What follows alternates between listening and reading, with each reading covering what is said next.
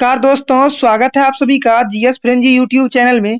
जैसा कि आप लोगों ने थंबनेल में देख ही लिया होगा कि एसएससी सीजीएल एग्जाम 2026 में धमाल और कमाल एक साथ होने वाला है दोस्तों, क्योंकि इस बार 2026 में बम्पर वैकेंसी रहने वाली है। 18,000 plus vacancy 18,000 plus vacancy CGL 2026 exam में रहने वाला है, जो कि मैं हवा में बात नहीं कर रहा हूं। मैं आप लोगों को फैक्ट के साथ दिखाऊंगा कि हाँ, 18,000 प्लस वैकेंसी इस बार एसएससी सीजीएल एग्जाम में रहने वाला है। जैसा कि आप लोग जानते ही हैं कि मेरे बगल के एक दादाजी हैं जो कि एसएससी में बहुत ही दिनों से कार्य कर रहे हैं, और वो जब भी जो भी बोलते हैं वो 100% एक्यूरेसी के साथ सच होता है। जैसा कि मैंने बताया था 31 तारीख को, 31 मार्च के दिन आप लोगों का नोटिफिकेशन नहीं आएगा तो नहीं ही आया। तो दोस्तों देखिए, और मैं ये भी बताऊंगा आप लोगों को कि कैसे मैंने जीएस में 40 प्लस स्कोर, वो भी 3 बार किया, एसएससी एग्जाम में 3 बार किया 40 प्लस स्कोर जीएस में सीजीएल एग्जाम में, ठीक है।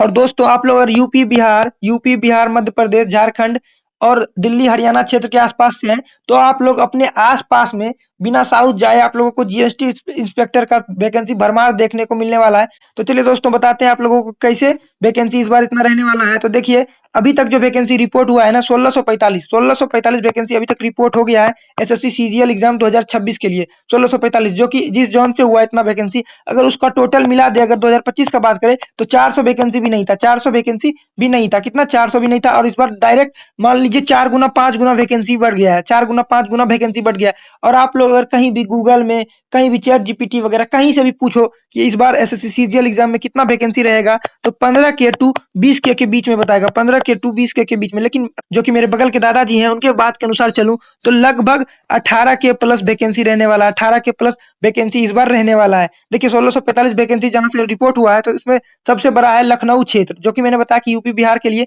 यूपी बिहार मध्य प्रदेश के आसपास के क्षेत्रों के लिए एक बहुत बड़ी खुशखबरी है। तो देखिए, इनके लिए जीएसटी इंस्पेक्टर जो है ना, इस बार बहुत ही ज्यादा यूआर 214 जनरल वर्ग के लिए 214 वैकेंसी, जो कि बहुत ही बड़ा वैकेंसी होता है, वो भी यूपी बिहार क्षेत्र में आप लोगों के लिए मजे ही मजे हैं। ओबीसी के लिए 142, ईडब्ल्यूएस 94, एससी 104, एसटी 27। अगर इसको टोटल करें तो 581 वैकेंसी अभी तक यूपी से निकल के आ रहा है, यूपी से निकल के आ रहा है, वो भी बस जीएसटी इंस्पेक्टर, वो भी बस जीएसटी इंस्पेक्टर, जो कि यूपी में निकलेगा इस बार। कितना 581, मान लीजिए 600 वैकेंसी आप लोगों को यूपी में मिलने वाला है, वो भी जीएसटी इंस्पेक्टर का। बात करें अगर सीजीएल 2025 में, तो यहाँ से बस 33 वैकेंसी था, कितना वैकेंसी था 33, और 33 का 581 600 कर लीजिए, तो लगभग 20 गुना वैकेंसी इस बार यूपी में, 20 गुना वैकेंसी कहाँ यूपी में है जीएसटी इंस्पेक्टर का। ये तो बहुत ही बड़ा वैकेंसी हो जाता है। अगर आप लोगों ने अच्छे से मेहनत किया इस बार, तो आप लोग को यूपी में जीएसटी इंस्पेक्टर का सीट मिल सकता है, ठीक है। देखिए, बात करें जीएसटी इंस्पेक्टर का दिल्ली में, तो 226 वैकेंसी है, 226 वैकेंसी है। चंडीगढ़ में बात करें तो 160 वैकेंसी है, चंडीगढ़ में बात करें तो 160 वैकेंसी, और जयपुर में बात करें, राजस्थान में, तो 66 वैकेंसी अभी तक जीएसटी इंस्पेक्टर का रिपोर्ट हो चुका है, जीएसटी इंस्पेक्टर का रिपोर्ट हो चुका है। अगर इन सब बातों को आप लोग एक गुत्थे में देखो, तो आप लोगों को दिखेगा कि डायरेक्ट 18,000 प्लस वैकेंसी इस बार बन रहा है, 18,000 प्लस वैकेंसी बन रहा है। और पीएएसए खुद में एक बहुत बड़ा पोस्ट है, जो कि इस बार बहुत आने वाला है, बहुत आने वाला है, ठीक है।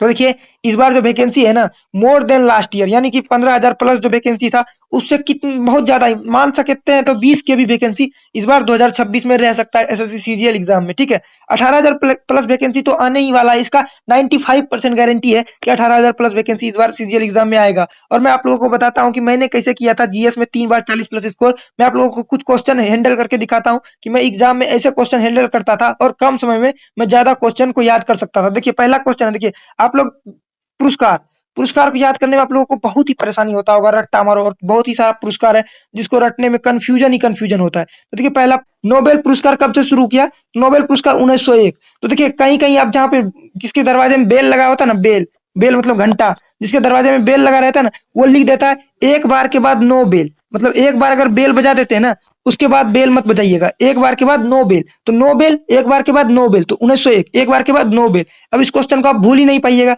तो नोबेल कितना बार, एक बार बेल बजाना, उसके बाद नोबेल। तो नोबेल पुरस्कार कब से दिया जाता है, तो 1901 से दिया जाता है, 1901 से दिया जाता है। अब इस क्वेश्चन को आप लोग भूल नहीं पाइएगा। अगला क्वेश्चन है, परमवीर चक्र की स्थापना कब हुई। देखिए, परमवीर में क्या है, वीर, परमवीर में क्या है, वीर।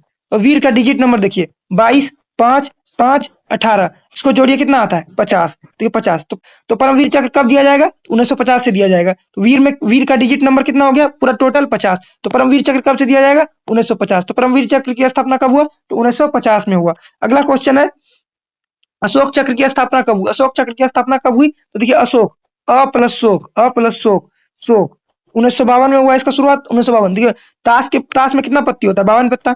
वही अपने बेटे को 52 पत्ती वाला ताश खेलते देखिएगा तो आपको क्या लगेगा, शौक लग जाएगा। क्या लग जाएगा, शौक लग जाएगा। अपने बेटे को 52 पत्ती वाला ताश खेलते देखिएगा तो आपको क्या लग जाएगा, तो शौक लग जाएगा। क्या लग जाएगा, शौक लग जाएगा। तो अशोक चक्र की शुरुआत कब हुई थी, 1952 में हुई थी, 1952 में हुई थी। अगर आप लोग इस तरीके से याद करते हैं ना क्वेश्चन को, तो ज्यादा दिन याद भी रहेगा और कम समय में ज्यादा आउटकम ले सकते हैं। और कभी भी नहीं भूलिएगा ये क्वेश्चन, आप लोग कभी नहीं भूलिएगा। जब भी ये क्वेश्चन आपके सामने आ जाएगा, आप लोग बिना देखे क्वेश्चन को 1952 टिक कर दीजिएगा, ठीक है। तो अशोक चक्र की शुरुआत कब हुई, तो 1952 में हुई, ठीक है। अगला पुरस्कार है कलिंगा पुरस्कार की शुरुआत कब हुआ, कलिंगा पुरस्कार की शुरुआत कब हुआ, तो देखिए 1951, 1951। तो देखिए कलिंग, कलिंग में लिंग है ना, कीवर्ड लिंग।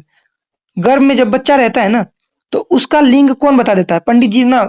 कोई कोई पाखंडी पंडित जी होता है ना, वो पहले ही लिंग बता देता है, पहले ही गर्भ में ही लिंग बता देता है। और लिंग बताने के बाद कितना दक्षिणा लेता है, तो 51 रुपया का दक्षिणा लेता है। पंडित जी कितना रुपया का दक्षिणा लेता है, बोलता है 51 रुपया का दक्षिणा दोगे, कौन सा लिंग है। और लिंग बदलने का भी कोई कोई तो बोलता है कि लिंग बदल दूंगा, मतलब अभी बेटी है उसको बेटा कर दूंगा। अगर आप लोग 51 रुपया का चंदा दोगे तो लिंग बदल दूंगा, किसका, लिंग बदल दूंगा। तो कलिंगा पुरस्कार की शुरुआत कब हुआ, तो 1951 में हुआ। इस तरीके से अगर आप लोग क्वेश्चन को याद करते हैं ना, तो क्वेश्चन आप लोग कभी नहीं भूलिएगा, कभी नहीं भूलिएगा।